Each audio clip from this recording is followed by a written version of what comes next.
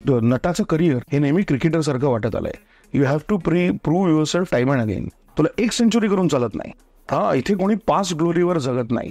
तसंच नटाचंही आहे. एक काम चांगलं करून चालत नाही ना. मी नाही एवढा क्रिटिसाइज करणारा, पण ते कसं आहे, हे पुणेकर आहेत. आता कोण पुणेकर असं बोलतो यार. जास्त सलगी वाटणारी सुद्धा लोक येतात, ज्यांना तुमच्या कामाचा रिस्पेक्ट नसतो, ज्यांना तुमच्यावर प्रेम नसतं, पण ह्याला मी कधी अंडे असं म्हणू शकतो असं त्यांना वाटत असते. अरे ते व्याज चालू करेक्ट करेक्ट मुद्दल वेगळं आहे असं काहीतरी होतं. चॅनलचा खेळ आहे तो. आम्ही पण नंतर तू बघितलं असेल तर नंतर मी त्या प्रोग्राम्स मध्ये जाणं थांबवलं. राज साहेब जे बोलले होते ते कम्प्लिटली वेगळं होतं, हे सगळ्यांना माहिती आहे. म्हणजे मला नेहमीच असं वाटतं की लोक म्हणतात ना की तुम्हाला तुमच्या सेटवरचे काही धमाल केसेस सांगा किंवा मज्जा काय काय होत होती. तर मी सेटवर मजा करायला नाही जात, मी काम करायला जातो आणि काम हीच माझी मजा आहे. आणि जे ते सोडून ज्या बाकीच्या मजा त्याच्यात तुम्हाला काय रस आहे. कलाकारांना माझं स्वच्छ मत आहे की अजिबात मायबाप प्रेक्षक वगैरे अजिबात असं मानू नये. मायबाप असतील, कारण का असतील ते तुमचे रसिक आहेत. एखादं मनोरंजन, एखाद्या नटाचं एखादं काम, एखादा सिनेमाचा विषय, एखादी गोष्ट कदाचित तुम्हाला आवडणार नसेल, पण लगेच त्याला शिव्या देऊ नका. मग कोणी लोक मला सांगतात अरे देव तू काही म्हण रे, कामाला म्हणशील तर काम हेच तुझं देव आहे. मी म्हणतो तुम्हाला तसं वाटतंय ना, प्लीज तुम्ही वाटून घ्या. पगार झाला, गाणं आहे. खुश आहे जमाना, आज पहिली तारीख आहे. नोकरी मिळाली, गाणं आहे. पाकिट चोरीला गेलं, गाणं आहे. पाकिट सापडलं, गाणं आहे. कुत्रा, घोडा, हत्ती, तू म्हणशील ते प्राणी काढ, त्याच्यावर गाणं आहे. माझ्या आजूबाजूला तेव्हाची लोक होती किंवा जे होते नाटकवाले, ते सगळे इतके छान होते, खरं तर चांगले होते, पण आळशी होते. कधीच मी कुठल्याच कट्ट्यावर कायम नव्हतो. थोडे दिवस असलो तरी मला स्वच्छ असं वाटतं की कट्टे माणसाला निष्क्रिय बनवतात. मला जर बरं काम येत असेल तर लोक मला विचारतील, मला बरं काम येत नसेल तर लोक मला विचारणार नाही. दुसऱ्याचा तिरस्कार म्हणजे माझ्या शहराचा अभिमान असं नाही आहे.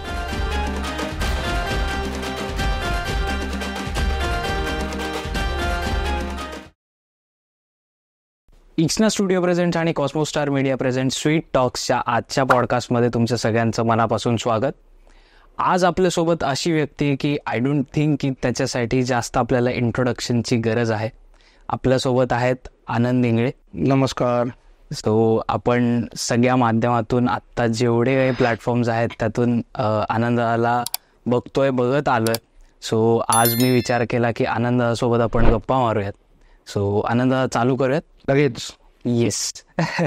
सो पहिला प्रश्न मला तुला हाच विचारावा असं वाटतो की तुझी सुरुवात या क्षेत्रामध्ये, सिने क्षेत्र असेल, नाटक असेल, सो याची कशी झाली आणि कुठून झाली?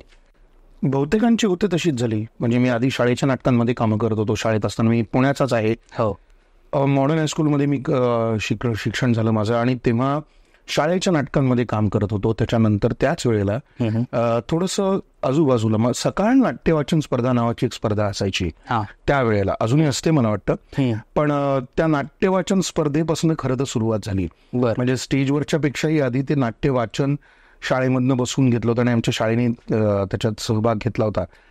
तर तिथून ती सुरुवात झाली. मला वाटतं सीमेवरून परत जा नावाचं नाटक होतं. ओके.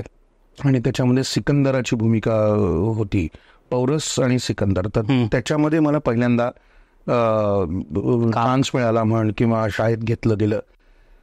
आणि मग तिथून खरं तर मग शाळेच्या नाटकांमध्ये कामं, ज्या लक्षात येतं की जरा हा बरं बोलतोय, हा घाबरत नाहीये. त्यावेळेला स्टेजवरती उभं राहणं म्हणजे ऍक्च्युली सभाधीटपणा ज्याच्यात आहे तो ऍक्टरची अवस्था असते. म्हणजे जो घाबरत नाही, जो नीट करतो वगैरे वगैरे. अलीकडे फार स्मार्ट झाली आहेत मुलं. म्हणजे अलीकडची बालकलाकार आपण जेव्हा बघतो तेव्हा मला असं वाटतं की ते खरं तर बालकलाकार नाहीच आहे. त्यांच्यातलं काय बालपण वगैरे काही जाऊन ते इतके स्मार्ट झालेत, पण आमच्या वेळेला तसं नव्हतं. सो ते होतं. मग ती एक आवड घरच्यांना बहुतेक लक्षात आली असेल. मग त्याच्यानंतर थोडा मोठा झाल्यानंतर शिबिरं करायला सुरुवात केली. इथे शिशुरंजन आणि थिएटर अकॅडमीची लहान मुलांची शिबिरं व्हायची. मग त्याच्यामध्ये सुरुवात झाली. मग ग्रिप्स थिएटर सुरुवात झालं, अमॅटर थिएटर. मग एकांकिका, बेसिकली पूर्वी एकांकिका स्पर्धा खूप असायच्या महाराष्ट्रात. हो. वाई, सातारा, मुंबई, पुणे, सगळीकडे, सांगली. आणि मग पुण्यातच मला वाटतं 4-4, 5-5 एकांकिका स्पर्धा असायच्या. करेक्ट. आणि त्याच्यामध्ये मग भाग घ्यायला सुरुवात झाली. परिचय नावाची एक संस्था होती. संजय पवार, सुबोध पांडे, उपेंद्र लिमये, अभय कोळसे, मंजुषा दातार हे सगळेजण त्याच्यात होते. तर त्यांच्याबरोबर काम करायला सुरुवात झाली. अभिजात रंगभूमी म्हणून एक होतं. सो माझा कधी तसा ग्रुप नव्हता, पण वेगवेगळ्या संस्थांमध्ये मी त्यावेळेला कामं करत होतो. करेक्ट. आणि छोटी छोटीच कामं करत होतो, काही त्याच्यात असं काही हे नव्हतं. पण मला असं वाटतं की त्यानंतर ग्रिप्स थिएटरमध्ये रंगा गोडबोलेंनी ते वर्कशॉप झाल्यानंतर त्यांनी पहिल्यांदा मला वाटतं असं विश्वास ठेवला की एक नको रे बाबा मधली एक भूमिका ह्याच्यातली द्यावी. आणि मग मला असं वाटतं की तिथून ती सुरुवात झाली. ओके. तोपर्यंत मी 20-1 वर्षाचा समजा म्हणजे शाळेतनं बाहेर पडून कॉलेजमधनं हे झाल्यानंतर एकांकिका स्पर्धा करत होतो, तेव्हा मला एक गमतीचा भाग लक्षात आला होता की आपल्याला हे खूप आवडत आहे. आणि सुदैवाने माझ्या तेव्हा असंही झालं की स्पर्धेत बक्षीसही मिळत गेली. त्यामुळे कदाचित आपल्याला वाटत राहतं, एक सेल्फ चेक राहतो की आपल्याला काय येत आहे की नाही. तेव्हा हे कळत नव्हतं, आता ते वाटतं की आपल्याला अभिनयाची आवड होती का आपल्याला अभिनय येत होता, या दोन वेगवेगळ्या गोष्टी आहेत. बरं. आता ते जाणवतं की नुसतं ह्या क्षेत्रात यायचं आहे ही एक गोष्ट वेगळी असते, आणि या क्षेत्रात काम करण्याची कुवत आपली आहे की नाही हा रियालिटी चेक स्वतःला असणं ही एक वेगळी गोष्ट असते. तर मला असं वाटतं तिथून ती सुरुवात झाली. बरं. 20-1 वर्षाचा होईपर्यंत मी माझं ठरलं होतं मोस्टली की आपल्याला ह्या क्षेत्रात काम करायला आवडतं आहे, ह्या क्षेत्रात पुढे. पण तेव्हा एवढे आत्तासारखे वेगळ्या गोष्टी नव्हत्या रे, माध्यम नव्हते तेव्हा. किती होतं, फक्त एक नाटक, चित्रपटांमध्ये कामं करायची आणि टेलिव्हिजन, दूरदर्शन एवढंच होतं. त्यामुळे अनसर्टनिटी तर त्यावेळेला जास्त खूप होती. पण माझ्या सुदैवाने मला कामं त्याही वेळेला थोडी थोडी मिळत गेली आणि मग या क्षेत्रात सुरुवातच झाली. बर. तू आत्ता उल्लेख केला ग्रिप्सचा. सो आत्ताचे हे जे लोक जे आपण म्हणतो, सो यांना ग्रिप्स बद्दल एवढं माहिती नाही, कारण आय गेस त्याचा फॉर्मॅट एक वेगळा असतो, राईट? सो तो थोडा एक्सप्लेन करून सांगशील आम्हाला? नाही, ग्रिप्स थिएटर हे मुळात जर्मन थिएटर ऍक्टिव्हिटी होती आहे. आणि एरिना थिएटर आहे ते आपल्याकडे पथनाट्य जसं असतं ना, खरं तर त्या पद्धतीचं पण पूर्ण नाट्यानुभव देणारं. ओके. म्हणजे रस्त्यावरती उभं राहून लोक बघतात असं नाही, तर एक थिएटर प्रॉपर बांधून त्याच्या सर्व बाजूंनी, 4ही बाजूंनी, किमान 3 बाजूंनी प्रेक्षक वर्ग बसवून तुम्हाला तिथे तो परफॉर्म करायचा असतो. आणि त्यातली अजून एक गंमत अशी असते की मोठी माणसंच लहान मुलांचंही काम करतात. आता हे काही फार नवीन नाही, हे आता ग्रिप्स थिएटर किंवा ही ऍक्टिव्हिटी कशी आहे बहुतेकांना माहितीच आहे. पुण्यामध्ये ती ऍक्टिव्हिटी खरंच खूप लोकप्रिय केली श्रीरंग गोडबोले त्यांच्या लिखाणाने, दिग्दर्शनाने. त्याच्यानंतर अर्थातच महाराष्ट्र कल्चरल सेंटर, शुभांगी दामण्यांचं, त्याच्यानंतर डॉक्टर मोहन आगाशे, ही सगळी मंडळी तेव्हा त्याच्यात कार्यरत होती आणि आम्ही तर लहानच होतो. तर त्यामुळे मला असं वाटतं की त्या ऍक्टिव्हिटीनी पण एक भान दिलं. ओके. म्हणजे ती ऍक्टिव्हिटी, तू आता विचारलं असं ती नक्की काय ऍक्टिव्हिटी आहे, तर ती बालनाट्य असलं तरी ती परिराणीची गोष्ट ती ते बालनाट्य सांगत नाही. ते लहान मुलांच्या आयुष्यातलं त्यांच्यापुरतं असलेलं अत्यंत महत्वाचं जगणं डील करते. त्यामुळे त्या रंगभूमीवरती मला असं वाटतं की वेगवेगळे विषय येतात, अत्यंत महत्वाचे विषय येतात. पहिलं पानसारखा विषय येतो की झाडं वाचवा. ओके. ही मुलांमधनं असलेली गोष्ट की साधा एक मान का होईना पण वाचवायचंय, एक सोसायटीचं झाड का होईना पण वाचवायचंय आपल्याला. किंवा पण आम्हाला खेळायचंय सारखं की भांडणं मोठी माणसं तुम्ही करत राहा, शाळेमध्ये आणू नका, आम्ही लहान आहोत, आम्हाला आमचं खेळू देत. त्यात तुमची सगळी वेगवेगळी मत, इच्छा, हे सगळं आमच्यात आणू नका. सो लहान मुलांनी अजिबातच भांडण करू नये कुठल्या तरी मूर्खासारख्या गोष्टीवरनं, हे त्याच्यातनं सांगण्यातलं होतं. त्याच्यानंतर नको रे बाबा सिंगल पेरेंट वरचं नाटक होतं. ओके. त्याच्यानंतर छान छोटे वाईट मोठे, सामाजिक दरी, अप्पर क्लास लोअर क्लास, ह्या मधली कुठलीही ही गोष्ट लहान मुलांसाठी नाही. मैत्री ही त्यातली सगळ्यात महत्वाची गोष्ट. तर अशा अत्यंत महत्वाच्या विषयावर ही नाटकं होत होती. सो ग्रिप्स थिएटरचं मूळ उद्देश हे ते आहे. अच्छा. की नुसतंच परिराणीच्या नाटकात कामं करून लहान मुलं, म्हणजे तेही महत्वाचंच आहे. हा, पण म्हणजे स्वप्नरंजन ही गोष्ट फार सुंदर आहे मुलांसाठी, काही शंकाच नाही. पण शक्य झालं तर त्याचबरोबर त्यांना फार सुंदर अशा पद्धतीने त्यांचं जगणं मांडता येईल अशी ग्रिप्सची संकल्पना. ओके. मगाशी तू जसा तुझा प्रवास सांगितलास, सो तू म्हणलास की एका ग्रुपमध्ये तू असं काही बांधलेलं नव्हतंस, जसं काम आहे. हा, सो असं कधी वाटलं होतं की आत्ता तू ज्या लेवलला आहेस, की आता जो एक सक्सेस मिळालाय तो त्यावेळी की नाही मी याला एवढी अक्कल कुठे होती? हा, तेव्हा फक्त काम करायचं, पोट भरायचं एवढीच अक्कल होती. आणि इथून इथपर्यंत मला काय करायचं पेक्षा काय करायचं नाही हे माहिती होतं. असं मी आता अगदी, कारण तेव्हा मी जर ते म्हणलं असतो ना तर त्याला आता काही त्याला काही अर्थ नव्हता. कारण तेव्हा आणि आत्ताही म्हणून लोक असं म्हणूच शकतात किंवा कोणी म्हणू शकतं की हे आता सुस्त आहे. पण ते तसंच आहे. म्हणजे तुम्ही त्याला काहीच हे करते. माझा म्हणण्याचा उद्देश एवढाच आहे की तेव्हा मला नाही कशाला म्हणायचं येत होतं. मला माहिती होतं की मराठी चित्रपटांमध्ये हिरोच्या मित्राचं काम मला करायचं नाही. त्यामुळे तो एक माझा विशिष्ट काळ बघ तारुण्याचा मी कधी मराठी सिनेमात फार दिसलो नाही. आज चरित्र भूमिका करताना मला आवडतं. त्याला काहीतरी एक अर्थ आहे, त्याला काहीतरी एक महत्वाचं म्हणणं आहे. थोडेफार मित्रांसाठी अशा चित्रपटांमध्ये कामं केलीही असतील. पण तरुण असताना मात्र मला नक्की एकतर मला माहिती होतं की आपला चेहरा, की म्हणजे तेव्हा जे हिरो म्हणून जे होते ते फार देखणे होते किंवा हे होते, पण त्याच्यात एक क्वालिटी होती. म्हणजे त्याच्यात काही शंकाच नाही. पण ते चालू असताना त्या संपूर्ण झोतात, त्या दबडग्यात मला ते काम करावं असं कधी वाटलं नाही. आणि दुसरी महत्वाची गोष्ट, त्यामुळे माझ्याकडे फार काही वेगळी कामं आली पण नाहीत. तेव्हा सिनेमात काम करायचं नव्हतं वगैरे असा मुद्दाच नव्हता. पण तेव्हा ते नाही झालं दुर्दैवाने. पण टेलिव्हिजन मी भरपूर केलं त्यात. म्हणजे जेव्हा मालिका म्हणून भरपूर केल्या, तेव्हा नुकतंच आताचं जे कलर्स मराठी आहे तेव्हा ते ETV होतं. राईट. तर ते सुरू झालं होतं आमच्या समोर, झी सुरू झालं आमच्या समोर. सो तेव्हा ते सुरू झाल्या त्या काळात 15-20 मालिका जवळपास मी करत होतो. त्यामुळे ते मात्र मी भरपूर केलं. एका विशिष्ट पॉईंटला 2000 मला वाटतं 15 नंतर आता मालिका केल्या नाही आहेत. त्याचं स्वरूप पण आता सगळं बदललंय. पण तोपर्यंत मात्र मी अगदी भरपूर करत होतो. नाटक भरपूर करत होतो. सो तू म्हणतोस ते बरोबर आहे की त्या वेळेला असं काही ठरवलेलं नव्हतं. हळूहळू आपण ठरवतो की आता आपल्याला काय करता येईल, आता ह्या आपल्या करिअरच्या या टप्प्यावर आपल्याला इथून पुढे नक्की काय करायचंय. ओके. आणि सगळ्याच गोष्टींना नाही, जे आवडत नाही ते करायचंच नाही असंही होत नाही. तुम्हाला तडजोडी कराव्याच लागतात आणि त्याबद्दल प्रामाणिक असावं. की अनेक वेळेला कधीतरी पैशाची गरज असते, कधीतरी.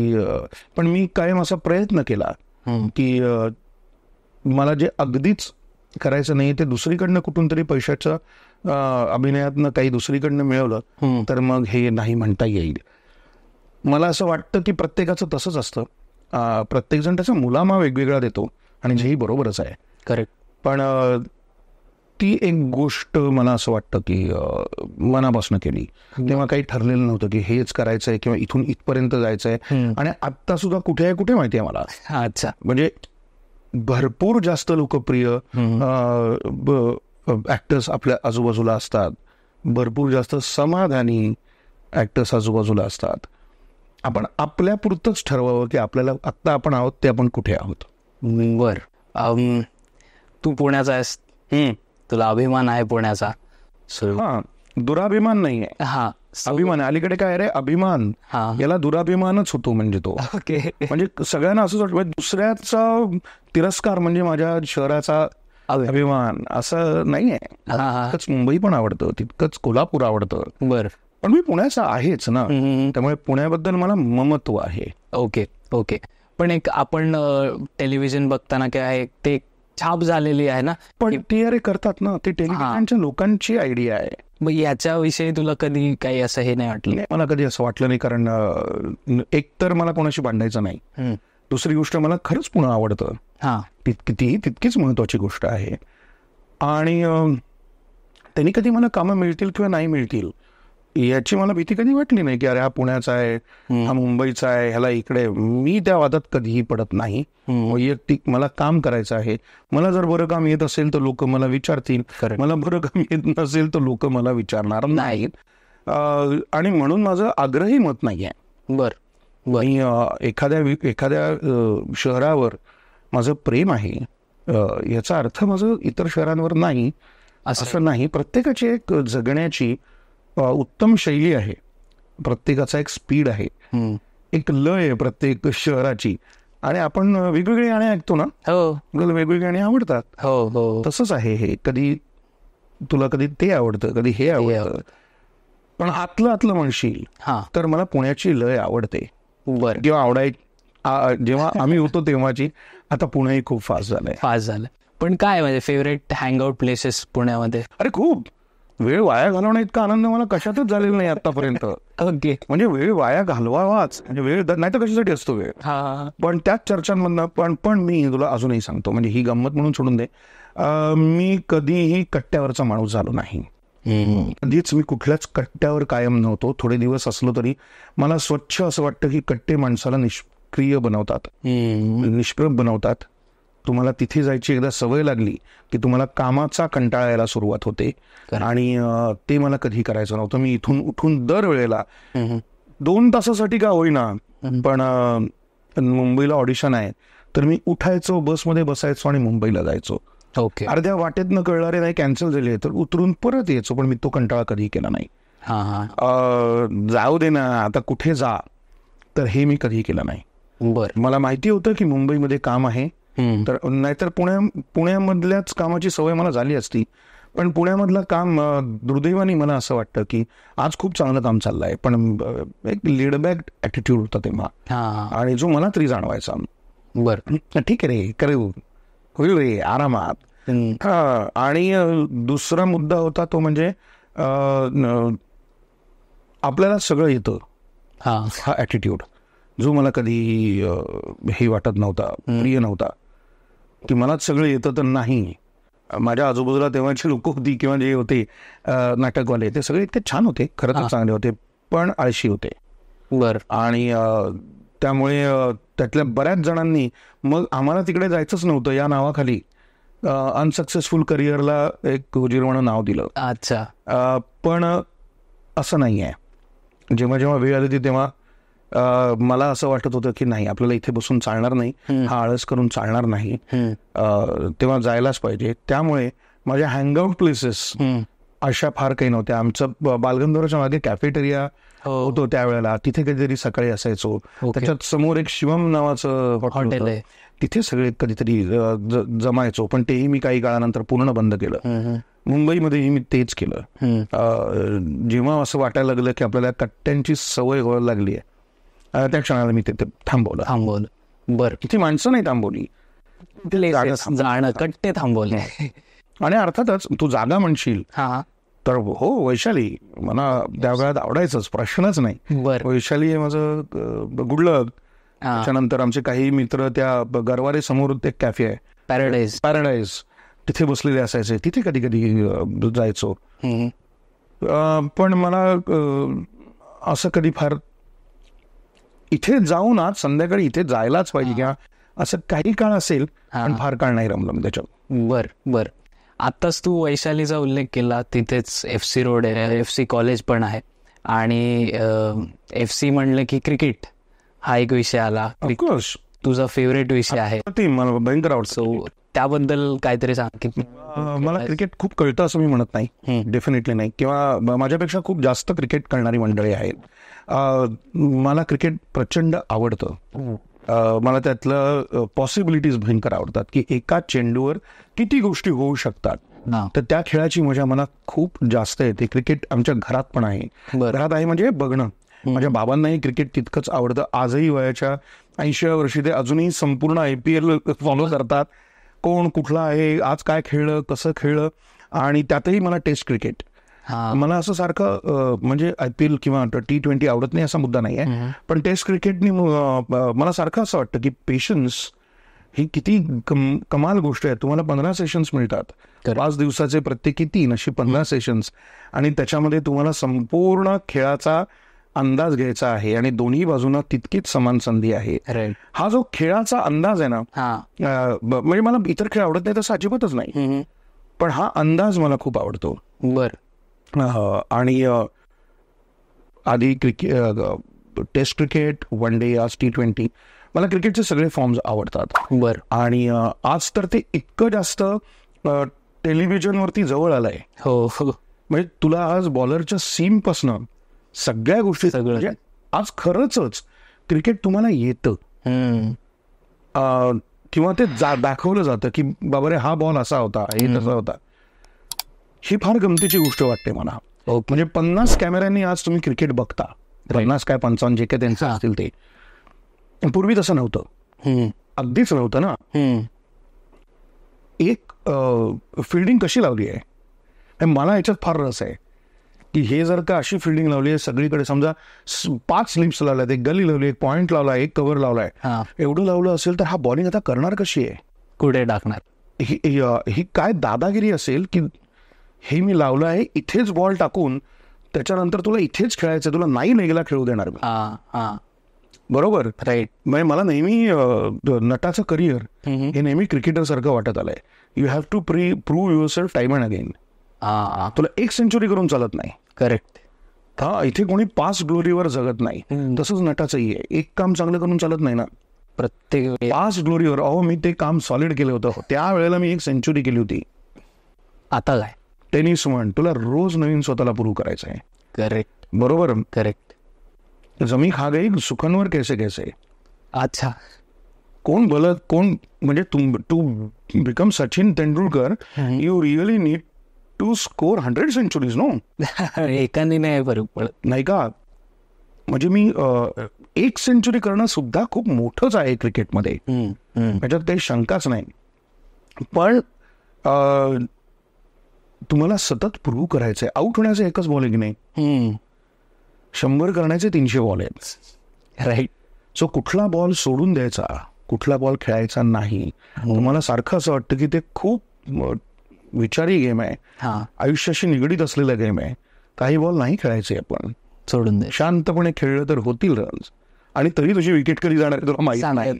सो मला हे फार, फक्त आता त्याचा उलटा भाग असा झालाय की आता पुन्हा मी म्हणलं तसं आता सगळ्यांनाच वाटतं आपल्याला क्रिकेटवरचं सगळं येतं. त्यामुळे जे प्रत्यक्ष खेळतात, प्रत्यक्ष मैदानात आहेत, त्यांना शिव्या देणं आणि त्यांचा एक जरी परफॉर्मन्स चुकला तरी त्यांना त्यांच्याशी त्याच्यावर टीका करणं, हे क्रिकेट कळत असल्याचं लक्षण नाही आहे. हे तुम्ही फार तुम्हाला क्रिकेट न कळण्याचंच लक्षण आहे, कारण तुम्ही सहनशीलच नाही आहात, तुमच्याकडे पेशन्सच नाही आहे, जर तुम्ही वाटेल ते बोलत असाल प्रत्येक वेळेला.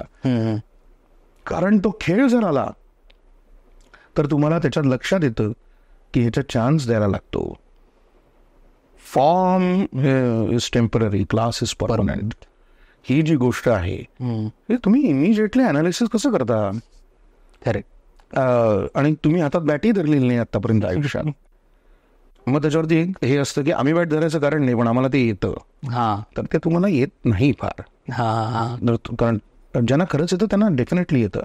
सो तुम्हाला कधी क्रिकेटवरती बोलताना ऐकलं नसेल, कारण मला माहिती आहे क्रिकेट मला माझ्या पुरता आनंद देतं. मला दुसरा किती मूर्ख आहे आणि त्याला कसं क्रिकेट खेळायला यायला पाहिजे या संदर्भात काही मी बोलायला जात नाही. बरं, पण कोण फेवरेट प्लेयर? ऑफकोर्स सचिन. आणि बॉलर खूप आहेत. मला ॲलन डोनाल्ड अत्यंत आवडायचा. शेन वॉर्न मला अतिशय आवडायचा, आवडतो. म्हणजे हे सगळीच मंडळी. आपल्याकडे खरंच कपिल देव, आत्ता राहुल द्रविड.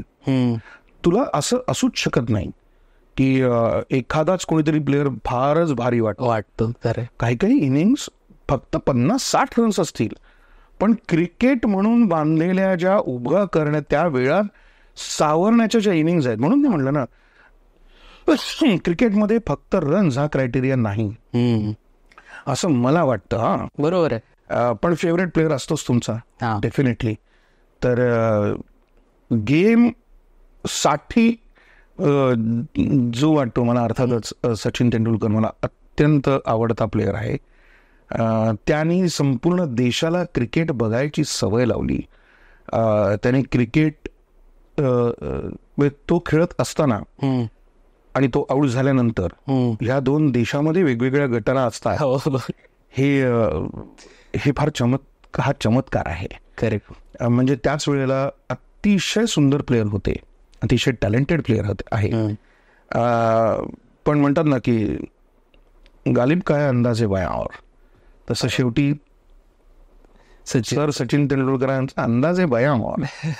पण कधी असं लाईव्ह बघायला मिळालं? सचिन नक्कीच भेट झाली आमची.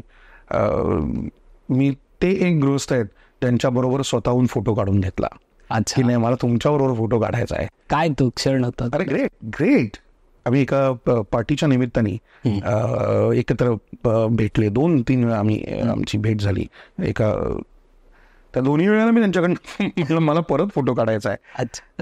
जसं मला फारच व्यवसायामुळे म्हण किंवा इतर गोष्टींमुळे अनेक महान खेळाडू भेटले, त्यांच्याशी गप्पा मारता आल्या, त्यांचं ऐकता आलं, मुलाखत ऐकता आली. सर सुनील गावस्कर असतील, त्याच्यानंतर दिलीप वेंगसरकर असतील,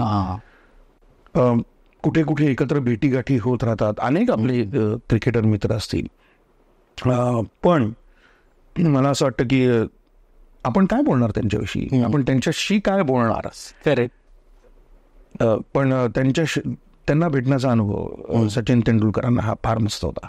ओके. क्रिकेट सोबत मगाशी तू उल्लेख केला म्युझिकचा. हो. सो हे दोन्ही मला असं वाटतं की हँड इन हँड गोष्टी जाण्यासारख्या आहेत. लावला तर संबंध आहे. Right. It's a music. Right. मला असं खरंच वाटतं. आता ही फार काय म्हणूया फार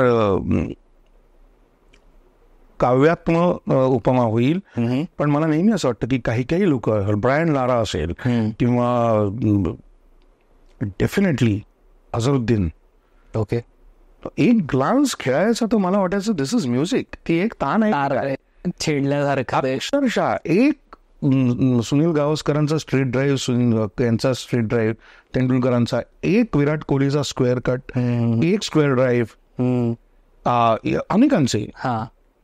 लारा काय त्याची बॅकफ्लिप जेव्हा येते तर मला असं वाटतं की काय म्युझिक आहे. करेक्ट आहे. केवढा वेळ आहे बॉल पर्यंत जायला, आणि ते वाजत असतं ना आपलं. येस, मला असं वाटतं. हे पण हे आपल्या पुरतं आहे रे. हे म्हणून म्हटलं ना, ही काव्यात्मक कल्पना आहे की ह्याच्यात एक आहे.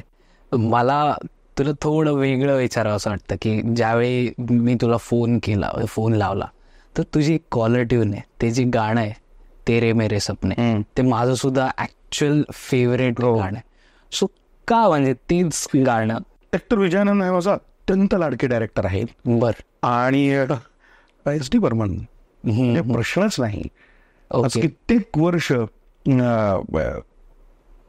ती ट्यून मी आधी बदलली जेव्हा माझी सुरुवातीला जेव्हा या फोनमध्ये आपल्याला असं कुठलं तरी गाणं ट्यून लावता येतं, तर तेव्हा रसिका जोशी नावाची आमची माझी मैत्रीण आहे, ती होती. आणि तिचं आणि माझी दोघांची कॉलर ट्यून तेव्हा लगजा गली होती. तिच्याबरोबर मी बरंच काम पण केलंय की ती एक नटी अशी ज्याचं आमचं एकमेकांना काम यायचं. तर तेव्हा मला फार मस्त वाटलं, तर हे लावता येतं आणि असं करता येतं. पण ती जेव्हा गेली त्याच्यानंतर मी ही ट्यून बदलली. त्याच्यानंतर मला असं वाटलं की आता ती मी नाही ठेवणार ट्यून. ती तिच्यासाठी, आणि तिच्यासाठीपेक्षाही तिचा फोन जर आत्ता कोणी लावला तर ती फक्त लगजा गली तिचा ऐकलं, म्हणजे आपलं नाही. सो हे फारच काय म्हणतात त्याला, माझ्या पुरतं आहे. ह्याच्यात काही इमोशनली खूप काय मी ग्रेट केलं असं काही नाही. हे आपलं आहे, स्वतःच्या आनंदापुरतं. आणि शिवाय दुसरा महत्वाचा मुद्दा की मला हे गाणं खरंच खूप आवडतं. माझं तेरे मेरे सपने ह्याच्या इतकं सुंदर शूट केलेलं गाणं क्वचितच आहे.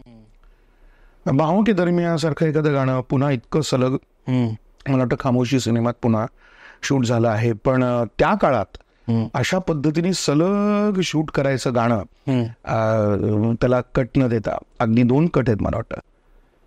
सो ती एक फार आवडीची गोष्ट होती. आणि अर्थातच SD बर्मन आणि गाणं सुंदर आहेच की. Correct. म्हणजे काय पाहिजे अजून. कुठे असं फुलिंग काय गेलेलं काय काय दिसली आहेत. वहिदा रहमान, देव आनंद, काय फ्रेम्स आहेत, फार गोड.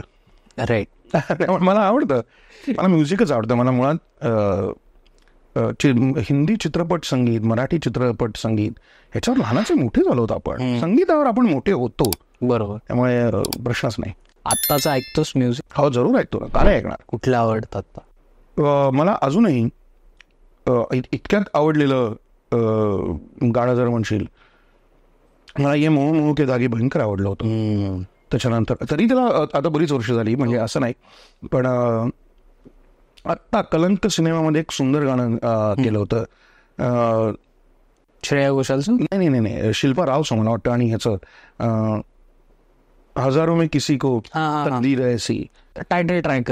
टायटल ट्रॅक आत्ता 2-3 वर्षापूर्वी कलंक आला होता. तर मला अतिशय आवडलं होतं. अरिजितची काही गाणी मला डेफिनेटली आवडतात. मी सर्व पद्धतीचं म्युझिक ऐकतो. पण हे पण तितकंच खरं आहे की मी अलीकडच्या म्युझिकमध्ये रमत नाही.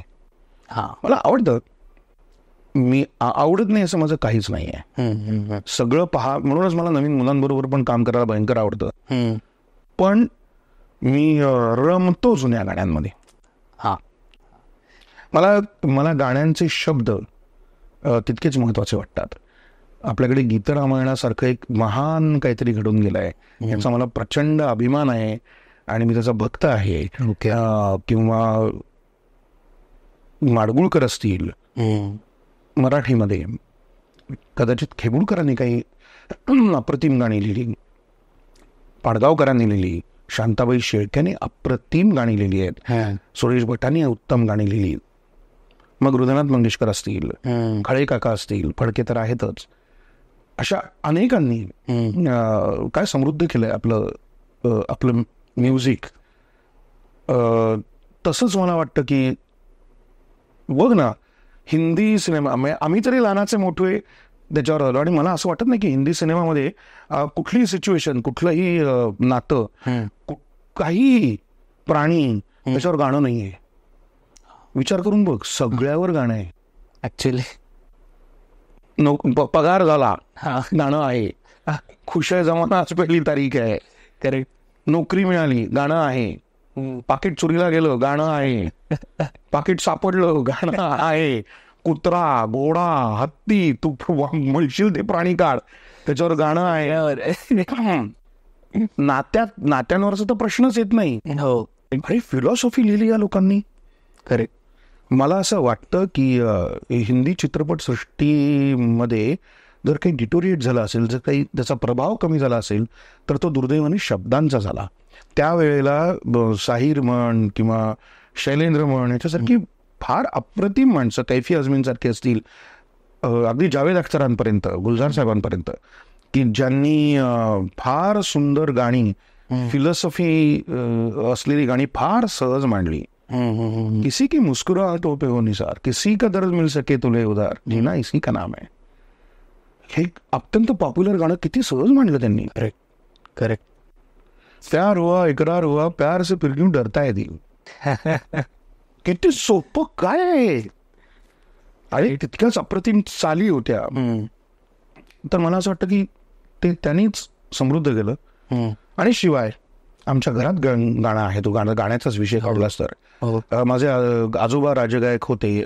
माझे चुलत भाऊ, माझा सख्खा मिलिंद इंगळे, तो गायकच आहे. सो गाणं आमच्या घरात होतं. पण त्यामुळे मी कानसेन झालो. चांगलं गाणं कसं ऐकायचं, किती ऐकायचं, भरपूर शास्त्रीय ऐकायला मला आवडतं. Okay okay. मगाशी गीत रामायणाचा उल्लेख केलास तू, सो त्याच्यावरून मला विचारावं असं वाटेल की तू किती स्पिरिच्युअल आहेस, किंवा स्पिरिच्युअलिटीची डेफिनेशन. ओके, मी तुला हे सांगेन, मी नास्तिक आहे, अश्रद्ध नाही. बरं, थोडं डिकोड करून माझ्या पुरतं करतो. कदाचित चूकही असेल, कुणी येऊन मला चुकत असेल तर जरूर सांगू नये, कारण ते माझं ठरलं आहे. माझ्या पुरतं आहे, त्याचा कोणाला काही त्रास नाही आहे. मी मंदिरात जाऊन नमस्कार करावा किंवा अशा कुठल्याही ह्याचा नाही. पण म्हणजे मी मंदिरात जात नाही का, तर माझ्या आईने सांगितलं की अरे तू काय अक्कलकोटला जाणार आहेस, तुझा प्रयोग आहे आणि जाऊन स्वामींना जाऊन नमस्कार करून, तर मी जरूर करीन. पण म्हणून मी रोज सकाळी उठल्यानंतर स्वामींना नमस्कार करीनच असा काहीही मुद्दा नाही.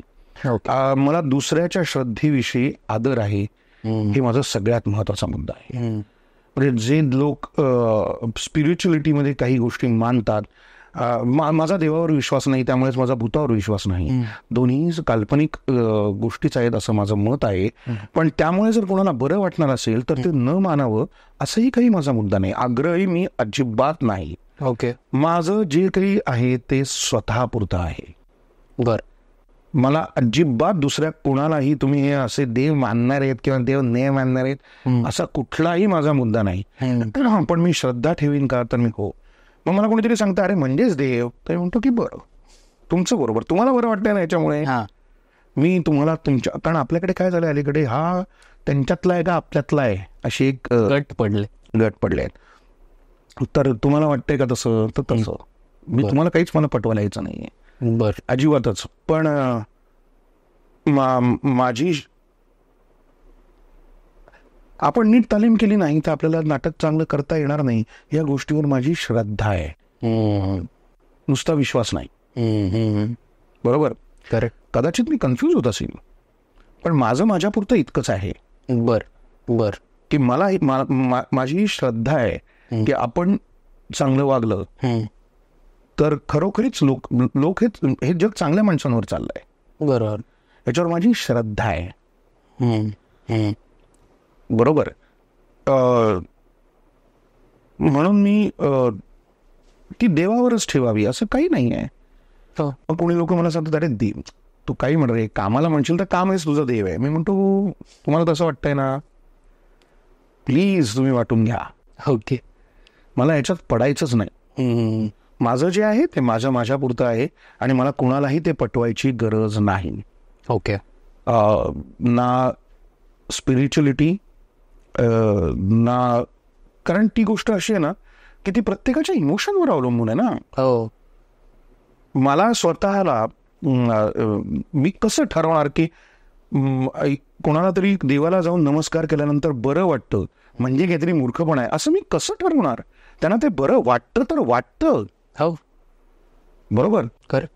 एखाद्याला वाटतं की नाही देवाला अजिबात नमस्कार करायचं कारण नाही आहे, त्याला बरोबर वाटतं तर ते त्याला बरोबर वाटतं. बरोबर. मी कोण ठरवणारा? करेक्ट. सो मला असं वाटतं की हे सगळंच स्पिरिच्युअलिटी ही स्वतःपुरती गोष्ट आहे. तुम्हाला ज्यात समाधान आनंद वाटतो ते जरूर करा. प्रत्येक गोष्टच विज्ञानाच्या कसोटीवर तासून पाहायची इतकाही कळवा मी नाही. ओके. म्हणजे मला आवडतं विज्ञानाच्या कसोटीवर ताडून पाहायला, पण आय डू बिलीव्ह की इमोशन ही त्याच्यापेक्षा वेगळी आणि वरची गोष्ट आहे. ओके. थोडं मला अजून याच्यामध्ये डीप जावं असं वाटेल की पहिल्या एकदम दिवसापासून आपण असं आस्तिक किंवा नास्तिक तर होत नाही. काहीतरी इन्सिडेंट्स असतात किंवा काहीतरी तू कुठेतरी वाचला असेल किंवा याच्यावर बिलीव्ह का तुझा की अरे माझं घर पूर्णपणे अत्यंत सुंदर पूजा वगैरे रोज अजूनही घरामध्ये आई बाबा पूजा नमस्कार स्वामी गजानन महाराज किंवा देव ह्याला काय म्हणतात त्याला तो आपला सत्यनारायणाच्या पूजा श्रावणामध्ये हे सगळं आमच्या घरात अजूनही होतं. मी स्वतः तेव्हाही बसायचोच, अजूनही बसतो कधी कधी. आई म्हणली की बसणार आहेस का तू यायला बस, तर मी ओके. माझी नास्तिकता किंवा हे इतकी तकलादू नाहीच की मी एक पूजा केल्यामुळे ती वाया जाईल किंवा हे होईल. माझ्या आईला बरं वाटत असेल तर मी ते का नाही करायचं? मग अनेक लोक मला म्हणतात अरे हा तुझा ना मार्ग आहे, तू खरं तर मानतोस. तर मी म्हणतो हो का, बरं तुझं बरोबर आहे, मी मानतो. आणि तुला बरोबर वाटणार असेल तर पुन्हा तोच मुद्दा आला. तू म्हणतोस की कसं होत गेलं. हो, मी अत्यंत देव मानणाऱ्या कुटुंबामधनं आलो, पण मी माझा मुळातच स्वभाव प्रत्येक वेळेला प्रश्न विचारणं हा असल्यामुळे हे का, आणि त्यांनी काही होत नाहीये. त्यांनी फक्त बरं वाटतंय, आईला बरं वाटतंय, बाबांना बरं वाटतंय, पण नमस्कार केल्याने मला बरं वाटत नाहीये. हे मी जेव्हा स्वतःशी खरं बोलायला सुरुवात केली की ह्या एक कुठल्या तरी गोष्टीसमोर नमस्कार करून मला काही बरं वाटत नाहीये अजिबातच, तर मला असं वाटलं की फॅन्टॅस्टिक, मी नाही आहे ह्याच्यातला. पण मला हे भान कायमच होतं की ज्यांना वाटतंय त्यांचं चुकीचं आहे असं नाही म्हणायचं. माझं एवढंच म्हणणं आहे की मला वाटत नाहीये तर माझं चुकीचं आहे हे प्रूव्ह करायला येऊ नका, कारण मी तुमच्याशी भांडण्याला येणार नाहीये. हा एक मुद्दा, म्हणजे दोन्हीकडचा अतिरेक, देव मानणं सुद्धा आणि देव न मानणं सुद्धा, स्पिरिच्युअलिटी असणं आणि काही स्पिरिच्युअल नसणं, या दोन्ही गोष्टी अतिरेकी ज्या गोष्टी असतात ना, कुठल्याच टोकाच्या मतांचा मी कधीच नाही आहे. मला कायमच असं वाटतं की ह्या गोष्टीवर मी ठाम आहे. असं जेव्हा लोक म्हणतात तेव्हा तू का बरं ठाम आहेस? ठाम कशावर असायला हवं? मी सगळ्यांना त्यांच्या त्यांच्या पुरता आदर देतो या गोष्टीवर मी ठाम असलं पाहिजे. करेक्ट. पण नाही, आमचं तेच बरोबर. आणि तसंच ह्याच्या बाबतीत काही मी स्वतः काही फार धर्मबिर्म काही मी मानत नाही अजिबात, पण जे मानतात त्यांच्याविषयी ते मला आदरच आहे. खरं, अत्यंत आदर आहे. एक जीवनशैली त्यांनी मान्य केली आहे आणि मी त्याच्यातलंच आहे. मी काही वेगळा कुठलं नाही आहे. पण म्हणून आपण एकत्र येऊन झुंडशाहीने काहीतरी करूया हे माझ्याच्यानी नाही होत. ओके. थोडा त्याच्या माझ्यापुरता विचार केला की बाबा रे, मला हे नाही अनुभव येत आहे, मला अनुभव येत नाही म्हणून मी तसा झालो, दॅट्स इट, बाकी काही नाही. ओके. पण परत सिनेसृष्टी आणि याच्याकडे येऊयात. आता तुझा रिसेंटली सिनेमा आला तो म्हणजे अलीबाबा आणि 40शीतले चोर. सो हे पहिलं एक नाटक होतं, बरोबर, त्याच्यावरून सो आता जे काय म्हणतात यूथ आपण ज्यांना म्हणतो, ज्यांनी हे नाटक बघितलं नाही, सो त्यांना तो काय सांगणार? सिनेमा जाऊन बघा, दुसरं काय सांग. आपण सगळ्यांना तेच म्हणतो, सिनेमागृहात जाऊन बघा. अत्यंत दुर्दैवाची एक गोष्ट आत्ता अशी झाली की सिनेमा लागल्यानंतर इमिजिएटली त्याची पायरसी झाली आहे आणि आम्ही सगळेजण तो व्हिडिओ करून टाकतो आहोत. ते चित्रपट फार कष्टाने बनवणारी गोष्ट आहे आणि चित्रपट मनोरंजनासाठी बनवले जातात. मनोरंजन ही आपल्या आयुष्यातली अत्यंत महत्वाची गोष्ट आहे. आजच्या स्ट्रेसफुल लाईफमध्ये आपण जे सगळं बघतो, खरोखरीच ज्या मंडळींना मला सांगायचं आहे की खरोखरीच आज हे क्षेत्र बंद झालं तर काय मिझरेबल लाईफ येईल. अरे, काही फरक पडत नाही या म्हणजे मनोरंजन क्षेत्र हे आज तितकंच महत्वाचं. मी असं नाही म्हणणार की ते पोट भरण्याचं, त्यांनी तुमचं पोट भरल्यानंतरच कदाचित मनोरंजन जास्त तुम्हाला पाहता येतं किंवा जे काही करता येतं, पण पोट भरल्यानंतर सुद्धा तुम्हाला मनोरंजन नसेल तर तुम्ही खरंच काय करणार आहात? कोणी म्हणेल आम्ही खेळात वगैरे वगैरे, पण म्हणजे ते काहीतरी आहेच ना, शेवटी एंटरटेनमेंट.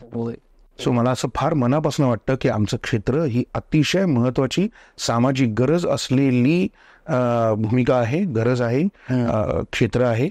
आणि इथे प्रत्येकाने आपापल्या पद्धतीने काम करायला प्रत्येकाला मोकळीक आहे. पण आता तू म्हणलास तसं की हेच सांगेन, सिनेमा चित्रपटगृहामध्ये जाऊन पहा, त्याचा आनंद जास्त वेगळा आहे. नाट्यगृहात जाऊन पहा. OTTवर तुम्हाला गोष्टी येतातच आहेत ना. हो, पण ही देवाणघेवाण आहे हे जेव्हा लोकांच्या लक्षात येईल की तुम्हाला सगळ्याच गोष्टी तुमच्या तरी करेक्ट असतात का, आणि एखाद्या वेळेला एखादी गोष्ट तुम्ही विकत घेता, ती फार आवडत नाही, पण पुढच्या वेळेला तुम्ही घेता दुसरी आणि ती तुम्हाला आवडते. करेक्ट, बरोबर. तर मला तेच म्हणायचं आहे की एखादं मनोरंजन, एखाद्या नटाचं एखादं काम, त्या एखादा सिनेमाचा विषय, एखादी गोष्ट कदाचित तुम्हाला आवडणार नसेल, पण लगेच त्याला शिव्या देऊ नका. त्याच नटाने तुम्हाला कधीतरी आनंदही दिलेला असतो.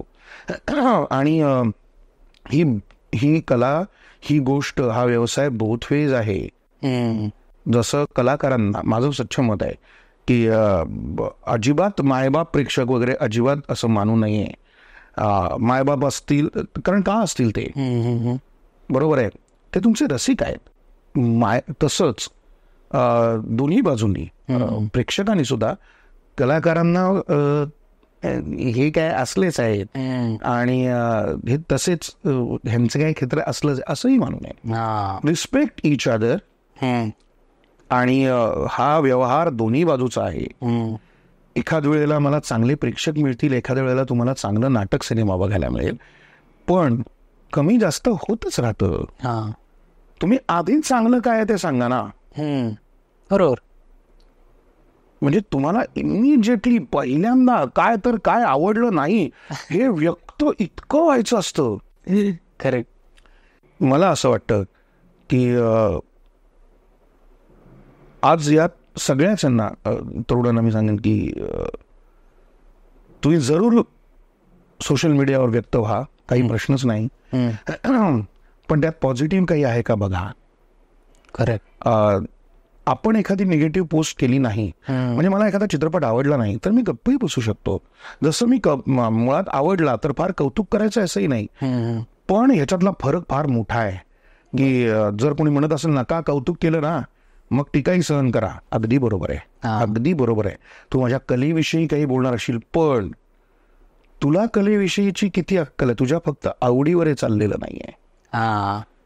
तुला कलेतलं किती खरंच कळतं हाही मुद्दा नंतर. आणि काय आहे, तो चेहरा आहे ना, म्हणजे सोशल मीडियाला चेहरा नाही, तुमचा एक एकत्रित चेहरा आहे, त्यामुळे तुम्ही चालून जातं ते. करेक्ट. कायच जर का तुम्हाला विचारलं की खरंच सांगा तुम्हाला आवडलं नाही नाटक, तर का नाही आवडलं, काय काय गोष्टी आहेत, बरं पण मग हे तुम्हाला हे आवडलं तर ते का आवडलं.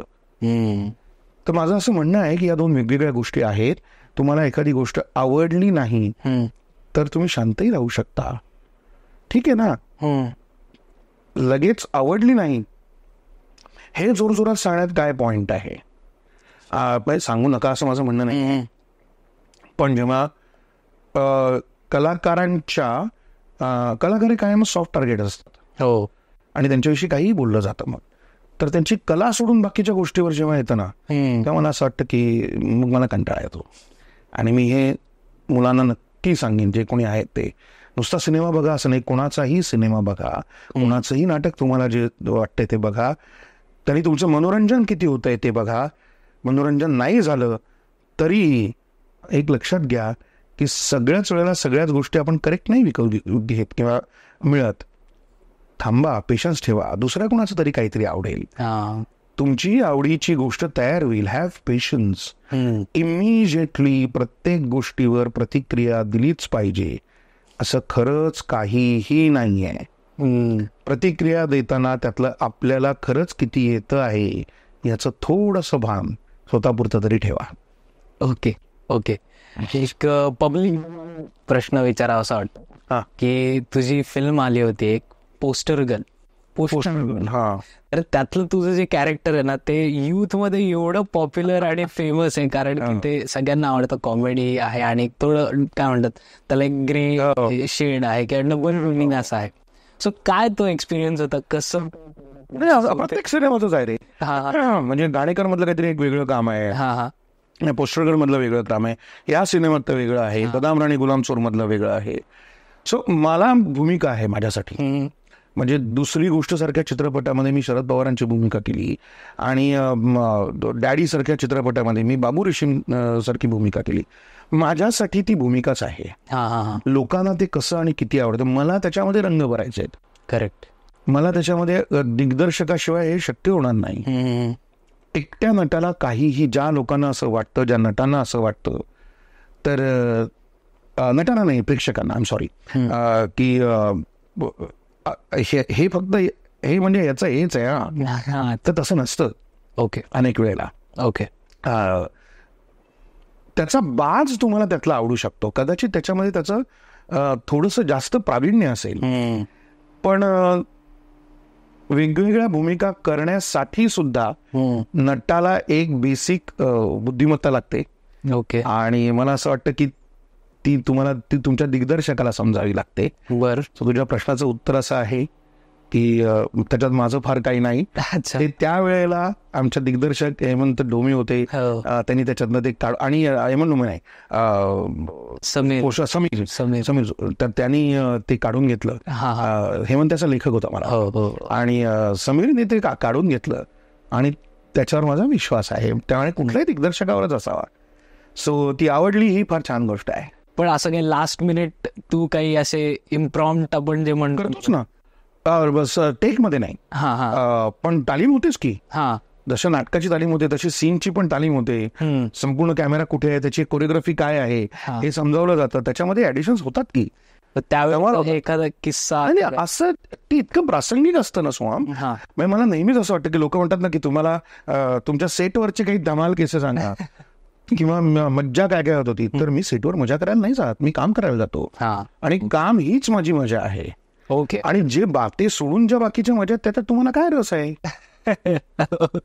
कारण ते इतकं प्रासंगिक होतं, ते त्यावेळी पुरतं आमच्या लोकांपैकी. त्यात तुम्हाला काय ऐकायचं आणि काय रस असणार आहे? कारण आज ते सांगितल्यानंतर अजिबातच रस वाटत नाही ना. बरोबर. सो मला असं वाटतं की काम करताना काय मजा आली, कोणी काय केल्यानंतर काय झालं, तर ते मला वाटतं फार महत्वाचं ठरतं. Okay okay. थोडं टिपिकल तुला डिमांड करतो मी की त्यातला एखादा डायलॉग किंवा ते एक्सप्रेशन जे होते ना त्या याच्यातले स्पेसिफिकली पोस्टर गर्ल मधले. आता आठवत नाही रे, आता किती वर्ष झाली. नाही मला तसं आठवत नाही. कुठला डायलॉग होता? मला वाटतं अनिकेतच्या वडिलांचं काम केलं होतं. अनिकेत विश्वासरावच्या. ती लेडी दूध टाकायला येते आणि मग तू पैसे देतात तिला आणि मग तू एक्सप्लेन करून सांगत असतोस की या पृथ्वीची उत्पत्ती कशी झाली. आणि मग त्यावेळी एकच माणूस अरे ते व्याज चालू होतं ना. करेक्ट. मुद्दल वेगळं आहे असं काही नाही होतं त्याच्यात. I know. तो एक आयकॉनिक मूवी होता. ओके, कमिंग बॅक टू परत आपलं जे चालू होतं त्याच्यावर की तू बॉलिवूडमध्ये जसं सांगितलंस की डॅडीमध्ये पण काम केलेलं आहेस आणि बऱ्याच फिल्म्समध्ये पण केलंयस. काय फरक वाटतो मराठी आणि? मला काही फार वाटत नाही. जास्त बजेट असतं थोडंसं आणि मला उलटही वाटतं की कमी बजेटमध्ये चांगलं काम करून दाखवणं ही पण क्रिएटिव्हिटी आहे. ॲब्सोल्युटली. इथे थोडा जिव्हाळा जास्त असतो कारण आपल्याला भाषेने आपण एकमेकांच्या जास्त जवळ असतो. तिथे जास्त प्रोफेशनल गोष्टी आहेत. म्हणजे मी आता वेबसिरीज पण केली आणि हिंदी 2-3 वेबसिरीज केल्या, चित्रपटांमध्ये काम केलं. व्यावसायिकता ज्याला आपण म्हणतो ती जास्त आहे. प्रोफेशनलिझम तो जास्त आहे. तुम्ही वेळेत या, तुमचं वेळेत पाठ करा, तुम्ही वेळेत घरी जा, तुम्ही पार्ट्या केल्या नाहीत तरी चालतील. म्हणजे मी तर पार्टी पर्सन अजिबातच नाही. त्यामुळे पण अतिशय तुम्ही तुमचं काम नीट केलं तर अतिशय प्रोफेशनल उत्तम अनुभव आहेत मला. ओके. अतिशय उत्तम अनुभव. ओके. वाईट अनुभव आले आहेत पण ते मी तर म्हटलं तसं वाईट कशाला सांगायचं, सोडून द्यायचं. करेक्ट. वाईट मी त्यांना सांगेन ज्यांना इथे काम काळजी काय घ्यायची, ज्यांना इथे काम करायला यायचंय त्यांना मी जरूर सांगेन, पण इथून कशाला. करेक्ट. सो मध्ये तुझा एक इंटरव्ह्यू खूप व्हायरल झाला होता जो राज साहेबांच्या रिलेटेड होता. जो एक मुद्दा मांडला होता त्याविषयी. सो त्याविषयी तुला काय? हेच बलस्थान आहे सोशल मीडियाचं आणि हीच त्याचं अधःपतन आहे. राजसाहेब जे बोलले होते ते कम्प्लिटली वेगळं होतं हे सगळ्यांना माहिती आहे. ते असं म्हणाले होते की तुम्ही 4 चौघात सगळ्या लोकांसमोर अशा पद्धतीने हाक मारू नये असं मला वाटतं. तुमच्या आपल्यात मारण्याचा काहीच प्रश्न नव्हता. तुम्ही तुमच्या सीटवर असाल सिनेमाच्या, जिथे तुमची मंडळी आहेत तिथे तुम्ही एकमेकांना काही हाक मारा, त्याचा प्रश्नच नाहीये. पण एक रिस्पेक्ट देण्याची गोष्ट आहे. त्याच्यावरती खूप लोकांनी वेगवेगळं काढलं की आपण नाही का सचिनला ए म्हणतो किंवा आपल्याला प्रेम असतं म्हणूनच त्यांना म्हणतो. पण मला कधी कधी खरंच असं वाटतं की त्याच्यामुळे राजसाहेबांचं अतिशय पटलं असंच मी त्याही वेळेला म्हणलं. त्याच्याचमुळे जास्त सलगी वाटणारी सुद्धा लोक येतात ज्यांना तुमच्या कामाचा रिस्पेक्ट नसतो, ज्यांना तुमच्यावर प्रेम नसतं, पण ह्याला मी कधी ए अंडे असं म्हणू शकतो असं त्यांना वाटत असतं. करेक्ट. कारण त्यांना जर का विचारलं तुझं माझ्यावर प्रेम असेल तर तू माझी शेवटची 4 कामं कुठली पाहिली आहेस बाबा, माझ्या तुला माझं काही माहिती आहे का चित्रपटात कुठल्या, तर त्याच्यापैकी 70% लोकांना ते सांगता येत नसतं. आणि ते सांगावं अशी पण अपेक्षा नाही आहे. हा म्हणजे त्यांचं प्रेम कमी पुन्हा तो इतका कन्फ्युजिंग मुद्दा आहे. पण त्या 20% लोकांचं म्हणजे 70 ते 80% लोकांचा हा प्रश्न नाही आहे. त्यांचं खरंच प्रेम असतं. पण उरलेल्या त्या 20% लोकांसाठी ही काळजी घ्यायला लागते. Correct correct. जेन्युअनली म्हणतोय मी की हो, कोणीही येऊन माझ्या गळ्यात हात नाही घालायचा आणि दुसऱ्या कोणालाही ते आवडणार. तुमच्या बाबतीत असं झालं तर तुम्हाला आवडेल का? नाही ना. अत्यंत अरे रोज मी अनेक अनोळखी लोकांच्या शिव्या आणि प्रेम दोन्ही बघत असतो. मला कधीतरी खरंच असं वाटतं की जे तुम्ही पटकन म्हणता त्या लोकांना विचारा, तुमच्यावर अशी वैयक्तिक टीका झाली तर तुम्ही किती दिवस सहन कराल? करेक्ट. आम्ही आजवर रोज सहन करतो आहोत. पब्लिक फिगर झाल्यानंतर तुम्हाला ते वाटायला येणारच आहे. त्याच्याविषयी राग नाही, नाही, आनंदच आहे. पण म्हणून मला असं वाटतं की राजसाहेब जे म्हणाले ते मला त्या एका मुद्द्यावरती त्या मुद्द्यापर्यंत अत्यंत पटतं की कदाचित तुम्ही 70% ज्याची 50% लोकांनाच त्या तुमच्या आतल्या सर्कलमध्ये एंट्री द्याल. पण ते 20% जे उरलेले लोक आहेत ज्यांना कारण तुम्हाला अनुभव असेल नसेल मला माहित नाही, पण ए अशा तू त्याच्याकडे लक्ष दिलं नाहीस की शिव्या देणे, तर मग तो मुद्दा येतो कशासाठी ह्या मंडळींना आपण गळ्यात हात घालू द्यायचा. करेक्ट. आणि त्या दृष्टीने राजसाहेब बोलले होते.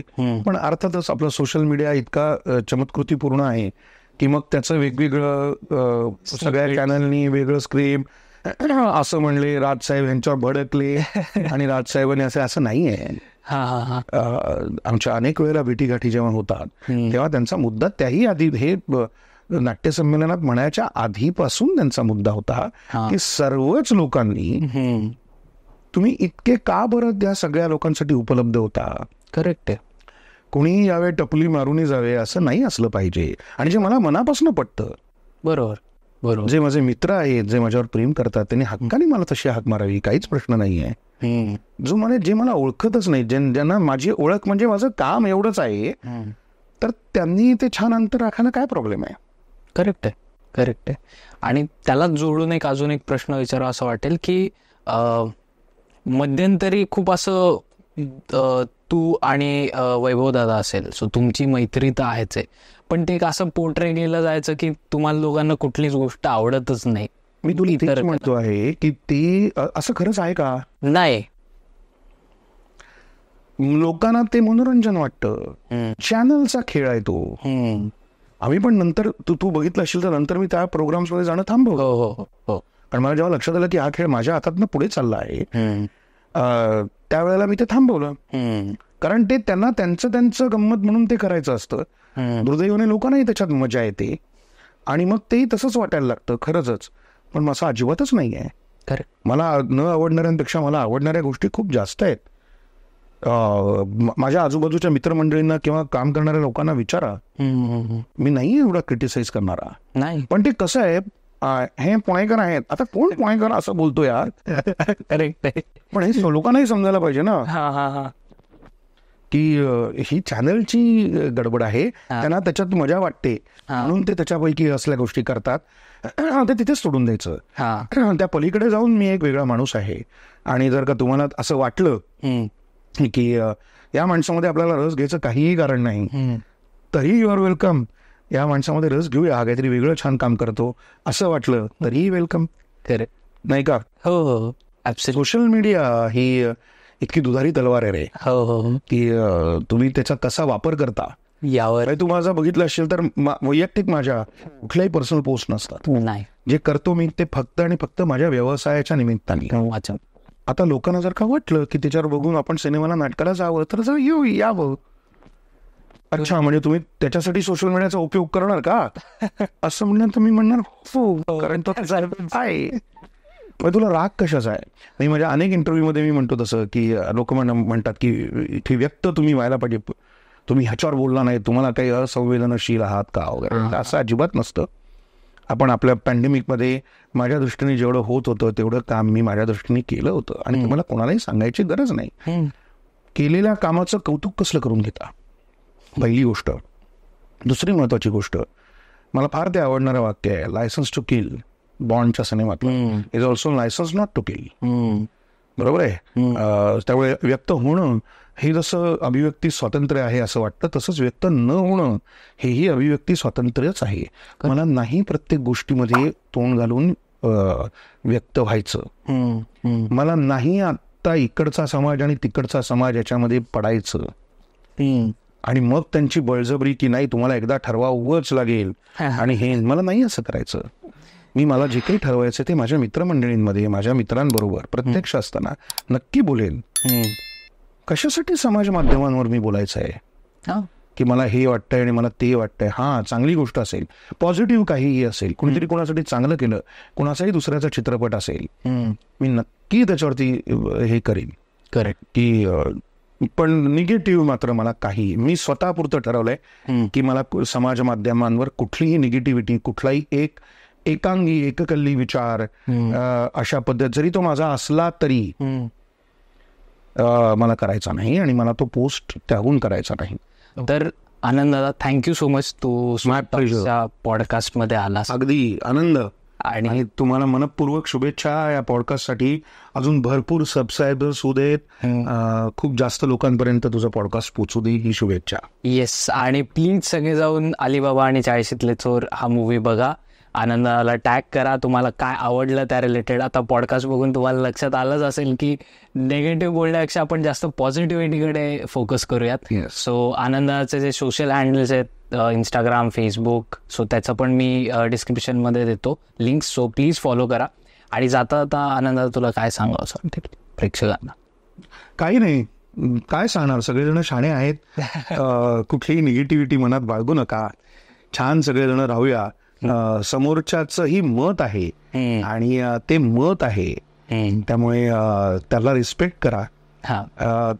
मत दुसरी आहेत, वेगळ्या मताचे आहेत म्हणून नाते, संबंध, प्रेम, मैत्री हे प्लीज प्लीज तोडू नका. आपण सगळेजण आता खूप अतिशय नाजूक अवस्थेतनं सगळेजण जातो आहोत आणि मला विश्वास आहे आपण या सगळेजण याच्यातनं छान बाहेर पडू. पण आत्ताची परिस्थिती मात्र फार टोकाचं धरून आहे. मला फार काही अक्कल नाही आहे, मी अजिबातच असं म्हणत नाही. मी फक्त प्रेमाने म्हणू शकतो. आता मी अक्कल नाही म्हणल्यानंतर सुद्धा खाली लोक हो नाहीच आहे वगैरे सगळं येणार आहे, मला माहिती आहे. पण तरी देखील आपण हेच धरून चालूया की let's respect each others opinion. आपण एकमेकांच्या मताचा आदर करूया, मताला किंमत देऊया आणि भांडायला नको. दुसरं काय. सो थँक्यू आनंद दादा. आमचं स्वीट टॉक्स एक फक्त रिच्युअल आहे की आम्ही फिस्ट बंपने podcast end. Yes. So yes, thank you so much. Thank you.